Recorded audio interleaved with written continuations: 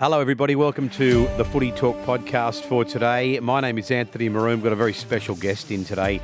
He's rugby league royalty.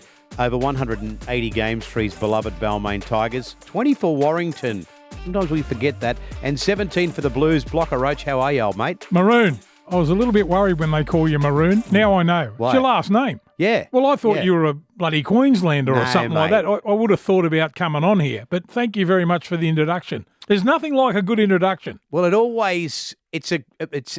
gives you the false sense of that I've done some prep. Can I just talk about that just for 1 second about the games? Now, why don't we add up all the games that players play? Because 185, that doesn't sound that great. But when you add them up to 286 or 289 or whatever it is, I get excited about that. That sounds like you've had a dig. Yeah. Don't you reckon? Well, I think you've had a dig anyway, mate. 2 grand finals, 17 Origin games. Well, I missed the first grand final in 88. Oh, of course you were suspended. Yes. And you tried to go overseas and... I did. And I hit Chris Mortimer a little bit late. Yeah. I got there as quick as I could. And they gave me exactly 4 weeks. You know when you hit them right, Maroon, they actually fall forward, not back. Right. He fell forward. Okay, so you must have got him. Well... You must have got him blocked. The great legend Wayne Junior Pearce was around the legs. I was only coming over top. You know there's only a room for error. Yeah. Yeah. Well, that was. But that's how I tried to defend myself anyway. You got there as quick as you could. I did, yeah. That's all we can ask of you, mate. Yes. But see, still block, this is an area, I mean, you're still, had they have won the 88 grand final, you would still be part of that side. You still got them there, whether you play in the grand final or not. I doubt it, mate. I would have been filthy. Mate, you know what? Hollywood and Zorba were working for, I can't remember, where was it, TGB or TGB or Yeah. something like that. They got Telstra and they played the game down the line to me because they're good mates, obviously. Yeah. Zorb's a great mate of mine and I'm a good mates with Hollywood, but more so with the great Peter Peters. We're both from the same club in Western Wollongong. Of course. Along with the great Yeah. Bobby Fulton. Mate, there's a good show for you. I wonder if you ever thought about it. Clubs... Right, so say Western Suburbs, the Red Devils in Wollongong. We've had 14 internationals from that club. That's amazing, isn't it, mate? It's like there's a club in the Hunter, it might be Curry. Yeah. You know, like they've got just crazy odds of how many, or a town like Temora, NRL players, AFL players. There's a great Yeah. intro for you into a new show. That could be a new podcast. Everyone's got a podcast now, haven't they? Well, we could get it sponsored by your beer, Block, which I believe my young bloke said he had one of your beers the other day and it was sensational. Block and Grapple. Yeah. Mate, I wish I knew his son. I would give him a carton. Yeah, right. Or half a carton anyway. Oh, he probably doesn't need any more, mate. Doesn't he? No. How old is he? He's 26. He's old enough to know better now, 26. He is. He's old enough to know better. Whether he does or not, I don't know. Is he a hunter? Oh, I think he is a little bit of a hunter. I love hunters. I think he is. He goes out and does a bit of freelancing. Does he? I love that. Hey, mate, there's plenty to talk about in footy. I only watched Wally Lewis on 60 Minutes, diagnosed with probable CTE. Obviously, it's a progressive condition caused by repeated blows to the head. He says he uses a detailed diary to keep track of his life. So I raise this with you because I spend enough time around you to know that I think you're still quick as a whip. You know, I see you on stage, I watch you on TV. Gee, it hurt me, mate. Wally Lewis is our captain of the Kangaroos in 1986. So, mate, what a magnificent player. Mate, Jesus, it surprises me to tell you the honest truth, and mate, it hurts me to hear all this. And you know, I went a couple of months ago to a function with Stevie Mortimer too. Oh yeah, and mate, it was it just saddens me, but unfortunately, if you ask me and my own opinion, I'd do it all again, mate. Yeah. What a time that we've had playing rugby league, and the King Wally Lewis. You know, like I don't know, you've been to Queensland plenty of times. That bloke, he really is the king up there. I feel bad that he's found out that he's got this, and knowing Wally, he'll fight like hell and do everything possible to keep himself on top of it if he can. Yeah, well, it's an amazing era. That era that I don't know that, I mean, obviously I only ever watched from the sideline, but I don't know that we appreciated what a wonderful era we played in. with blokes like you running around and Ciro and other blokes in that Balmain forward pack, and then in the Rabbitohs you had Bundy Davidson and you had blokes like Tugger Coleman egging them on, and then Penrith had a couple of big boppers and so did the Dogs. It was you had to be a tough bastard to play rugby league. Well, Penrith, throw in Penrith too. Yeah. Penrith at that stage were starting to come through, and young MG and you know, Spud Carroll and all those sort of guys, they were all starting to come through for the Panthers too. Yeah, mate, it was a tough era, but, you know, when I was a kid, I'm a footy perv, right? So the best thing for me was the ABC match of the day on Saturday when I was a kid. One game a week. Now, mate, we're lucky that we get with Triple M and Fox and all the coverage and Channel 9 and all that. We see every game every week. So, you know, waking up and watching all those guys play. Mate, I used to love Terry Randall and Dallas Donnelly and all those sort of guys. And I got to play with Craig Young in a State of Origin, and I used to love watching those guys play, and they played for keeps. So when I started to come through, I thought, oh, well, I'm going to play no different to those guys. I think that's how you play footy, you know. Yeah. I remember growing up and in Wollongong, and we'd play in a park 40 a side. Wow. 40 a side, mate, just the whole neighbourhood. And you'd hear the old man at the end of the day blow the whistle, come in for dinner, you know, just on dust. Every day we'd be out there. Sometimes we'd forget the ball and we'd play invisible footy. British Bulldog, you ever played British Bulldog? Yeah, the old cocky Laura.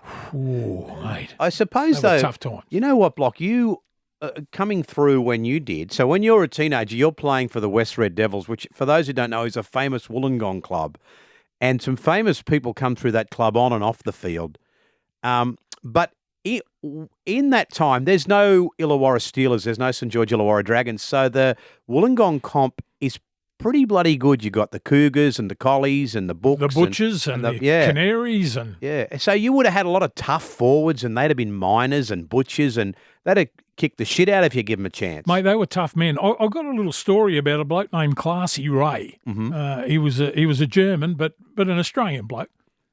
Played in the mines. I idolised him. I thought he was a great bloke. And mate, he's got kids that have played the most number of games for the West Red Devils down there now and all that sort of stuff. Now, Classy Ray was a front rower. Now, I know John Sattler in the grand final, and I dips me lid to that playing with the broken jaw. Classy Ray broke his in a semi-final and played the next week in the grand final. Wow. That's, That was tough. But you had a look at that competition. All the blokes who were finished up in Sydney used to come down there. But there was blokes that played for the Corrimal Cougars. You ever heard of a bloke named Oscar Danielson? Yes, I actually have. I lived in Corrimal for 10 years. Mate, Block. Hard man, mate. Hard. I used to go and watch all those guys. Cliffy Watson come down and play. Oh, I didn't know that. Right. Yeah, played the grand final against the Red Devils, leaning on the post for the Wollongong Lighthouses. Yeah, mate, wow. And, you know, I said, mate, the Pommies used to come out and play the Illawarra side. They used to pick an Illawarra side out of that competition, and, you know, Fitzy's old man and all those sort of guys played. Yeah. Mate, they were great players, but I remember going to watch Great Britain play Illawarra. Mate, that was a highlight of our lives to go and watch that game, you know, and see Roger Millwood and all those sort of blokes. Wow, yeah. You know, he's great. Stevie Nash. Roger Millwood, he ended up playing for Cronulla, didn't he? He did. Yeah. He did, yeah. Yeah. And also Tommy Bishop. He went there with Big Cliffy. I don't know if you ever remember, was it the 78 grand final? Cliffy Watson. Was that the war? That was 73. 73, yeah. The war, 73. Wow. Hey, but I suppose I wonder, and I'm not taking sides either way here, I wonder what these players would think of the NRL, the RLPA Players Dispute. We're obviously seeing the players cover the logo now. Some of them come off on the weekend. Yeah, I noticed that, yeah. I actually thought some of them started without them. Well, they should sack the bloke who glued them on. Yeah. He's got one job. I know, he's got Glue one over job, the logo. yeah. But you know what, Maroon, like, what does that do? On it, covering up the logo. I mean, the other thing too, they covered up the Telstra one too. Like, Telstra, I would not even start to think about the amount of money they've put into the league over 30 years. Oh, yeah. You know what I mean? So I don't know whether it done that much, really. Did anyone really talk about it? All they talked about was when the what's the name was taken off. Yeah. When it come off. I think people aren't going to talk about it until we're not they're stopped playing. God forbid that happens. Well, if that happens, look, I'm all for the players getting the just rewards and all that sort of stuff. Can they please get in a room and work it out? This has been going for too long. Get some independent people in there. Let's get in there. And obviously, you're not going to get every point that you want, but you'll share and we'll come out with a good agreement. Yeah. They've got to make this talk about stopping the game, right? And waiting around for 5 minutes before they do the kickoff or 10 minutes before they do the kickoff. Do they realise who puts in all the money? The TV networks. Yeah. Mate, what if they go to the players and say, hey, boys, you want to strike? How about we don't pay you as much? Yeah. What'll happen then? No, it's exactly what you say, Block. They just got to it's got to be sorted out sooner rather than later. Mate. And mate, look, I'm all for the players. And mate, I reckon they should, have a fun where they can take it back and look after the blokes that, that are struggling a little bit now. Yeah. The thing with the CTE and that too is, mate, I'm all for the big superstars and that, they bring in the news and all that. Mate, how many kids in the country that played first grade out there that have copped knocks? We've got to try and look after them too. Oh, mate, how often do you hear, mate's back living in Cowra or Inverell and he's doing it tough? How often do you hear that? That's right. But it's good to look after the superstars and the blokes who get notoriety and they get all the press and all that. But what about the poor buggers out in the bush that are suffering? And they, look, I've had the great Gary Hambley. You know Gary. Gary played against Gary. Yeah. Good player. Played for New South Wales. He did. In the first ever State of Origin game, and he asked me once, about 5 or 10 years ago, he said, how much does an Origin player get paid? I said, 30 grand a game. 30 gorillas. And he said, mate, when I played in the first Origin game, we got $100 so we could get, if we need to get a razor or a toothpaste or whatever, $100. But like you say, we're not begrudging the player. It's $1 billion business. Huge. Yeah. And they deserve a big slot. Mate, they're the ones putting their bodies on the line. But, mate, let's please. I mean, it's hurting the fans. They're the people that come in and watch it. Imagine playing in front of nobody. Well, they did that through the pandemic, didn't they? Yeah. Playing in front of no one. Mate, I want to layer up into the big screen. I'm glad they didn't have big screens when I was playing on that. I'd have been head wobbling and everything. Yeah, I'm sure you would. Yeah. You were, by any stretch of the imagination, a colourful rugby league identity. And soon as you finished, might not have even been finished playing, and you had a job on Channel 7 with Harks, with Johnny Harker. Yeah. But how was your relationship with the media? I love the media. I mean, although I got bashed a few times in the media, but mate, that you take the good with the bad. You don't read about yourself all the time about the good stuff without having a little bit of bad stuff. But one thing I always learnt was if the media ever asked me to do anything, a radio interview or a TV thing or whatever it was, I always made sure I did it. You know why? Because I got told by a great man one day that, mate, do it because you never know where it leads to. One day these guys might be the bosses and they go, you know what? That bloke gave up his time for us, and he answered some tough questions and all that sort of stuff. So you never know where you're going to end up. So, don't think that that you're too good to answer questions and do interviews and all that sort of stuff, because when your career finishes, no one gives a rat's. It's the headlines stop. Yeah, mate. It's amazing though that I don't think people stop to take this on board, but blokes like yourself, Sterlo, Fatty, and I could name another 5 or 6, you've been in the media longer than you played rugby league by 2 or 3 times. So you're now, and you have been for a long time, just quality broadcasters. You know as much about broadcasting as you do about playing footy. Well, I'd like to think so. I've been taught by a lot of good blokes too. Mate, I started off with Zorba. Right. Years and years ago, before I went on 9 and all that, we used to call the footy for 2SM off a television screen. Right. Do you remember that? I do remember you working with Zorba. Yeah, but we used to call the game off a screen. Just the normal old TV. Exactly. Yeah. And mate, it wasn't even a big one. Yeah. Now if we've got to do it, you got one the size of a room. No, exactly. You got to sit in there and mate, we're lucky enough. Sometimes at Fox we call in the studio and we've got a cinema. Yeah. Call out of a cinema. It's fantastic. Do you have a preference, Block? Do you prefer the screen or go to the game? I've got to be at the game. Right. It's never the same unless you're there at the game. And, mate, the great thing too for me, Maroon, is that they send me to a lot of the country ones. I was in Tamworth on the weekend, right? For instance. I love it. The people, I'll give you the difference between playing in the country and then playing now. Big stadiums now, you come in on a bus, you go underneath the stadium, the players get off and go straight into the dressing room. Yeah.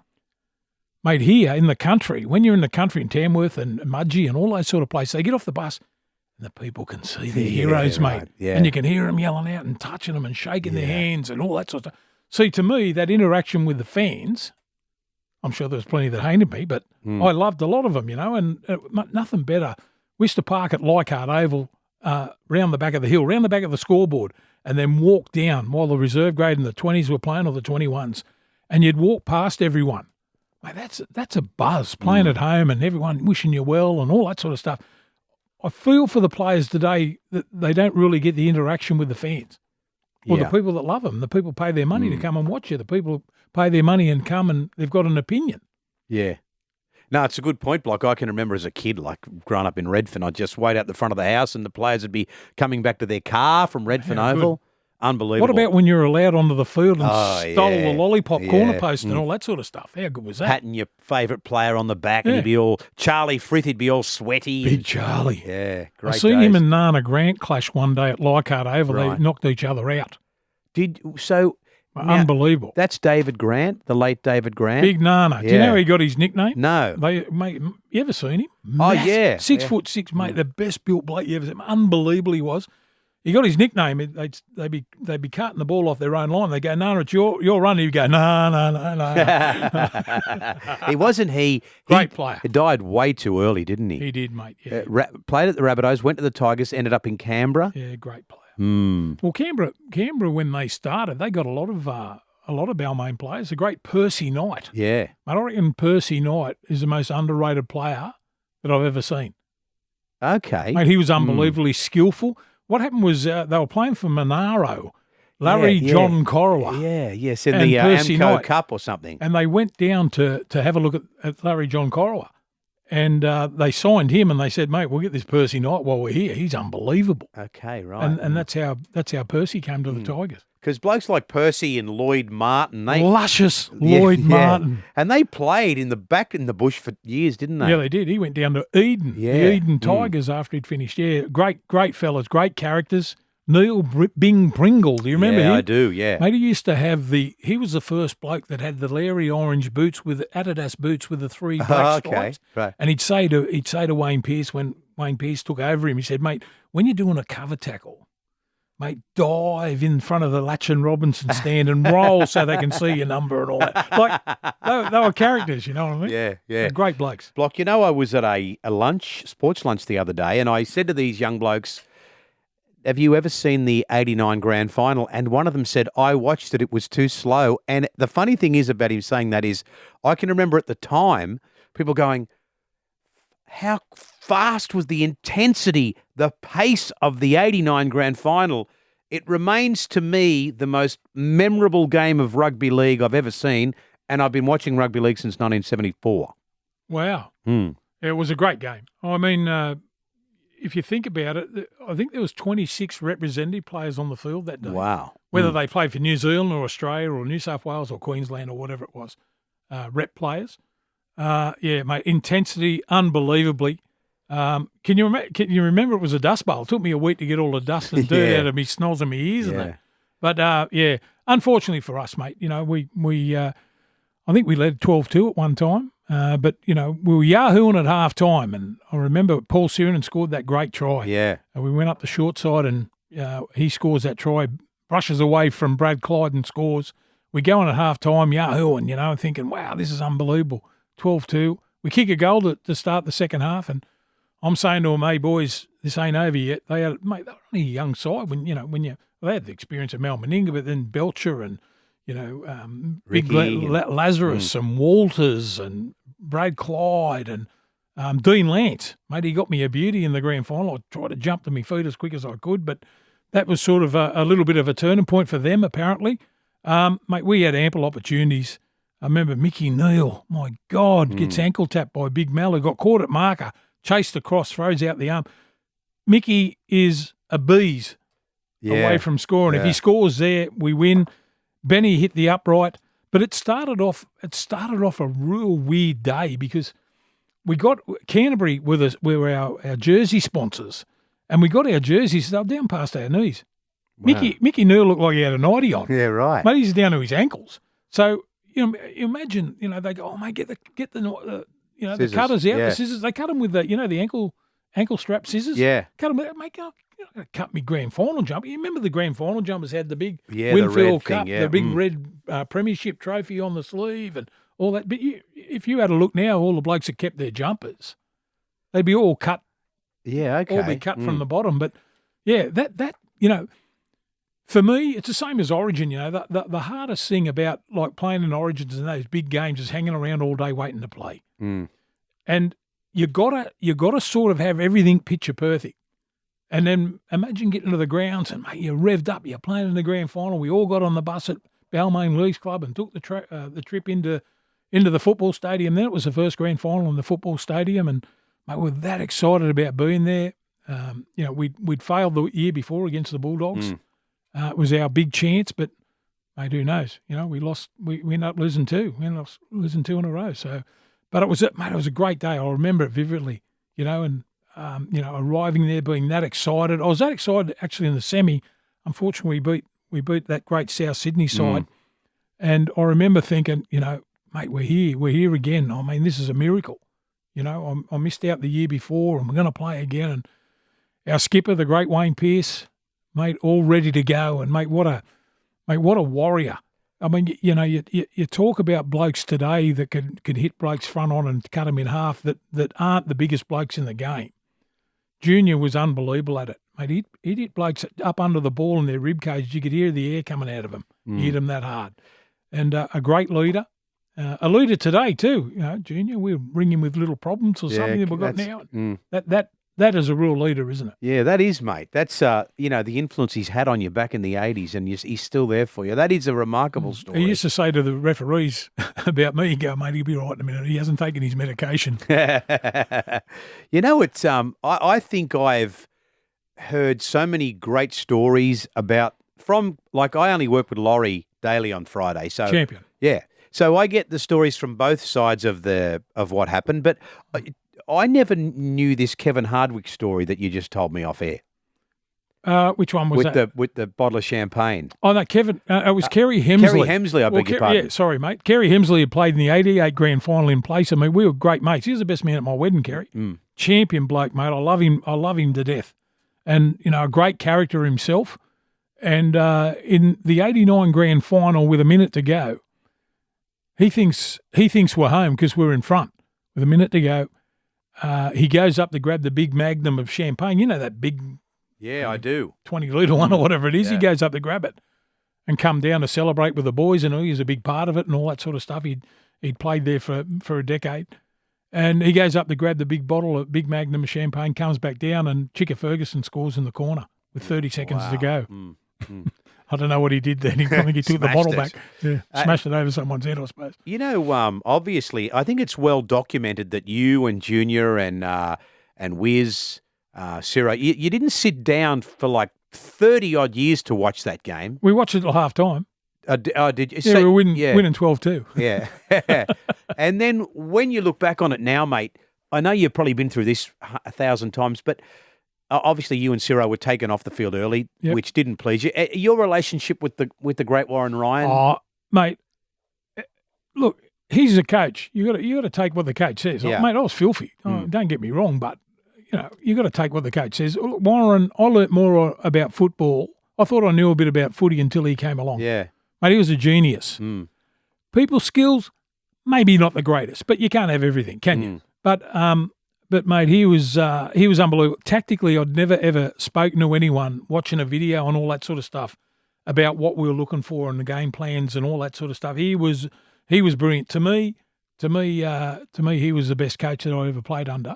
Yeah. Closely followed by Bozo. I really enjoyed playing under Bozo. God rest his soul. But tactically and know-how and he said to me years ago, he said to me, mate, footy's going to change because there's no real coaches anymore. Now, what he meant by that, he said, I'll explain what I mean. These guys can put everything up on a blackboard and have you organised and all that. He said, what I mean by coaching is someone that can make you better and show you what you've got to do. I could speak for an hour. Bozo said this. No, this is Warren. Right, yeah. I could talk for hours about what he taught us about unders and overs and how to play and what to look for in the defence and all that sort of stuff. Whereas the guys today, I don't really know if they're actually teaching the game. I understand what you saying? mean, yeah. Yeah. And so the teachers probably haven't got that many teachers anymore. And you're not the first one, Block, to say, I mean, I think both Matthew and Andrew have said, they never had another coach like Warren Ryan. And obviously they had Mal Reilly and other great coaches at representative level as well. Yeah, Mal would have been one of those, but I would have loved to have played for Mal. I mean, he just had this aura about him. Like everywhere he walked, like, I don't know, he just had this calmness and just, if you talk to blokes that have got that sort of thing, they can't explain to you what it is. It just is. Yeah. Do you know what I mean, man? Just something. I don't know. I don't know what it is. Just before we wrap this up, on the 89 grand final, this is Junior Pearce speaking on the James Graham podcast, The Bye Round. We were sort of in control of the game probably halfway through the second half, and there was a refereeing error by Bill Harrigan. It was his first grand final. What happened was one of our guys, Bruce Maguire, darted out from dummy half, and he ran to one of their guys who was offside, ran straight at him, and Harrigan surely must have meant to give us the penalty, but he gave them the penalty. And I questioned him. I said, "What's that for? What's that for?" He said, "Oh, no, it's not in the spirit of the game." What? I don't think there's been another penalty ever been given for that. And so what happened was, off the back of that, Canberra got possession, and they worked, because that was around halfway, they worked the ball up the other end of the field and pretty much scored, and that got them back into the game, which in the Hines scheme of things, it made a huge difference. Do you remember that? I do. Yeah? I do. Mm-hmm. I said, "Surely, Billy, you've put your arm up the wrong way. You there. said That bloke's that. offside." How did you come up with that idea? Yeah. But, mate, as I said, a little bit earlier, it just wasn't meant to be. All these things went wrong. I don't know. There was that. Just this day, it was eerie and weird. Yeah. There was the ankle tap on Meggsy. Yeah. Gary Jack. Like Gary Jack, the world's best back, as Laurie Nichols would say. What a warrior, what a tough man. But I'd never seen him drop bombs. He was unbelievable. But this day, I don't know if you remember, he'd broken his arm and he had this, the thing like Mal used to wear. I got hit by that one day. It felt like I got hit by a semi-trailer. But he had this band on, and as he went up for the ball bounced off his arm, and he never dropped bombs. He was, mate, I could, if they put up a bomb, I wouldn't even worry about looking at him taking it. He was unbelievable. Mate, he played 20-odd tests for Australia. Yeah. Jimmy was a fantastic player. And as I said, just weird stuff happening all day. It was weird. Because you also had blocked the Benny field goal that hit the crossbar. Yeah. So there was such a storyline to that whole game. Yeah. Anyway, another thing, you're part of an era that was probably started in the late 70s where players started to endorse products, and then obviously coming into the late 80s, early 90s, you get involved with these Lowe's commercials. How good. Easiest money I've ever earned. Really? At Lowe's. Yeah. How good. And working with a bunch of great blokes too. Like, I remember doing years and years with Michael O'Connor and Billy Harrigan? The Fat. Yeah. The Fat. Yeah. Fatty Vorton. Mate, great character. But, mate, we used to do theme stuff and that. We dressed up as Hogan's heroes. I was always sure to no. Like we had fun. Yeah. And we'd go to locations and all that, mate. It was honestly, it was fantastic. At Lowe's. And mate, I used to say to people would, bag us and they, "Oh, mate, at Lowe's, say, mate, good to see you wearing the gear." Yeah. Just as a payback or whatever, But mate, it was mate, whoever thought of that, I don't know who it was, but whoever thought of that, I think they ended up with 120 stores or something, and they use rugby league players to do their commercials and all that. Yeah, so mate, it was a great time of our lives. I wish they have a reunion. I might be able to get a bit of fat again. Yeah. Bring back the old boys. And these days, Block, you're doing Fox. Doing Fox, I'm enjoying that, mate. I love that. Still being involved in the game and calling the games and having a bit of a say in what's going on. I like that.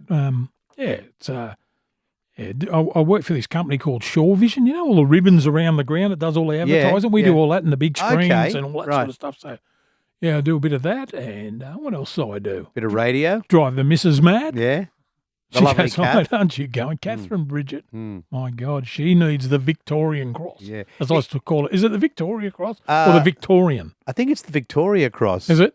I don't know. Well, she needs one of Well, them. where you live, it could be the Victoria Road cross. That's it. Couldn't it? Beautiful, not far. You know, it's funny, like you and Kath, it's not funny, like you and Kath and obviously your boy Liam and one of your boys plays polo. Yep. Polo. Big Aiden, he's finished now. 3 Olympics. 3 Olympic Games, not a bad effort. And then families like yours, another one that comes to mind is the Mortimers, where, you know, the whole bloody family is part of rugby league and everyone loves everyone in your family. Yeah. Mate, it's the greatest thing. And Big Dan, my eldest boy, he played in Australian schoolboys in rugby. Mate, he was a great player.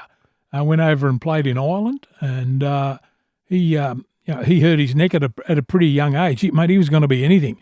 Mate, this is a bloke who was 120 kilos who could do handstand push-ups. So you can imagine how athletic you are being able to do that. That's strong. Yeah. That is a strong man. But anyway, he hurt his neck, and then Aiden went to 3 Olympics. Mate, that regenerated our whole life, going all over. He played in Hungary for 5 years and played all over Europe, and we'd go.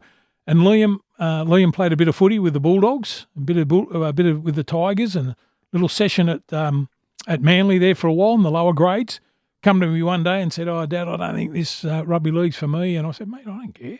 Mate, just do your best. Yeah, do your best." And mate, he's done really well now. He's business to business development bloke for Bryden's lawyers.